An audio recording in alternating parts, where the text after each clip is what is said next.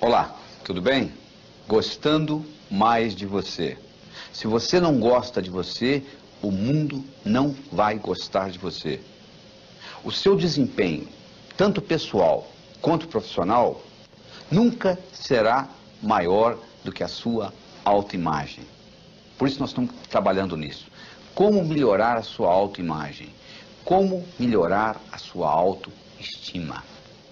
Até a idade de 8 anos, você recebeu aproximadamente 100 mil nãos.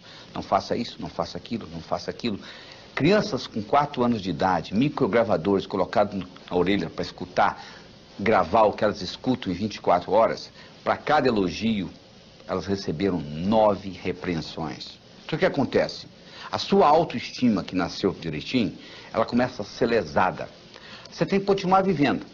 Então, como mecanismo de compensação, você faz compensações e que leva a deformações.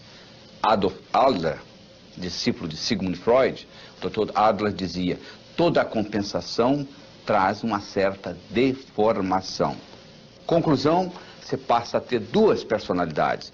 Uma que você apresenta para os outros e a outra que é a sua lá, que você não quer mostrar para ninguém. E você gasta uma energia vital enorme tentando separar uma da outra. E isso tudo é codificado linguisticamente. E existe uma conversa dentro da sua cabeça o tempo todo, chamado self-talk, que determina isso. E eu vou lhe provar isso agora. Imagine a seguinte situação. Imagine que eu colocasse aí onde você está assistindo esse vídeo, uma tábua de 40 centímetros de largura e 10 metros de comprimento. Eu colocasse no chão. E solicitasse que você andasse nessa tábua, de um lado para o outro. Você conseguiria? Provavelmente sim, não tem problema nenhum andar de um lado para o outro. Agora eu pegaria essa tábua e colocaria essa tábua entre os 2 prédios Twin Towers do World Trade Center em Nova York, os 2 prédios mais altos de Nova York, 400 metros acima do solo, 108 andares. E agora eu solicitaria que você atravessasse essa tábua de um lado para o outro. Você faria? Provavelmente não. Mas fisicamente você consegue fazer. Você não fez lá, não andaria no chão? O que acontece? Imediatamente vai aparecer no seu cérebro o chamado self-talk. Olha, você vai escorregar, ó, você vai cair, ó, vai ventar. Não é verdade? Você nunca deixou de fazer nada na vida porque o seu peito doeu, ou porque o seu braço doeu, ou porque a sua perna doeu. Você deixou de fazer alguma coisa na vida porque alguma coisa aconteceu aqui dentro do seu cérebro. Não é verdade? Pois é, isso tem muito a ver com a codificação que você tem da sua autoestima. Porque essa autoestima foi gerada através do seu crescimento, do seu desenvolvimento. Nos primeiros 7 anos de vida, você não tinha capacidade cognitiva. O seu cérebro funcionava como se fosse uma esponja. Você estava consciente, mas você não estava consciente que você estava consciente. Essa é a verdade.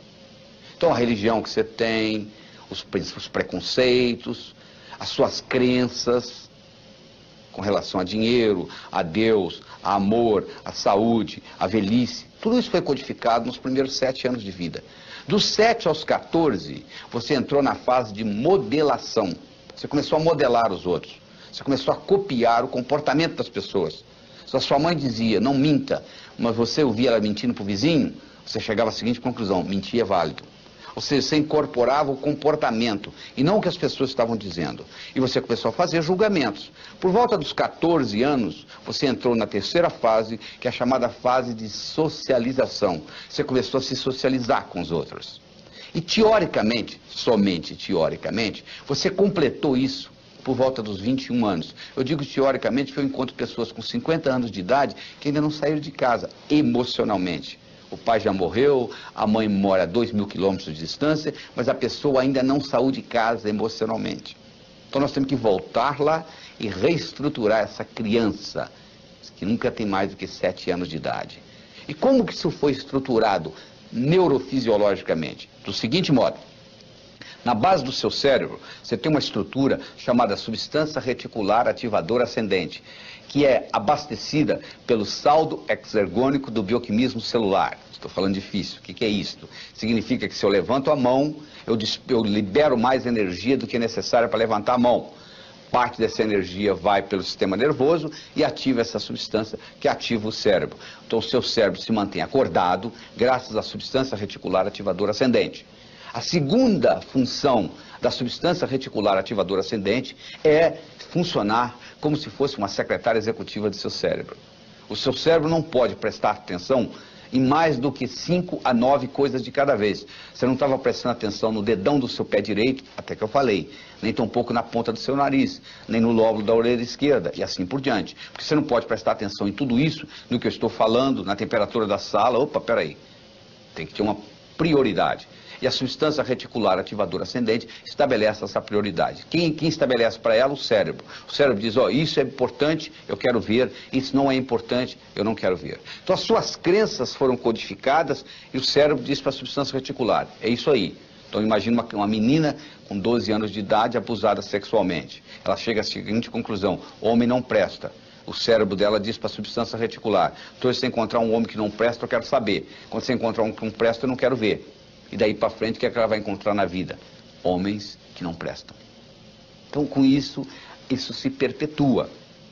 E você, então, passa a ter a sua vivência de acordo com as suas crenças, de acordo com a sua autoestima. Está entendendo como a coisa funciona?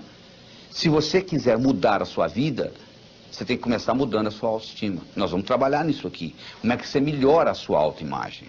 O que você precisa fazer para mudar essa autoimagem? O que você precisa fazer para modificar essa janela da substância reticular ativadora ascendente? E, consequentemente, mudar a sua percepção. Mudando a sua percepção, você muda a sua realidade. Porque as coisas são simples. As coisas são óbvias, não é verdade? Mas o óbvio só é óbvio para a mente preparada. Então nós temos que preparar essa mente. E como que nós preparamos? Mudando essa janela, mudando a sua percepção. É isso que nós vamos continuar fazendo. E você agora vai para um outro vídeo, e nesse segundo vídeo nós vamos continuar trabalhando nisso, porque esse é o primeiro passo para você ser bem-sucedido. Você tem que passar a gostar mais de você, você tem que mudar esse self-talk, essa conversa que você tem com você. Certo? Até lá!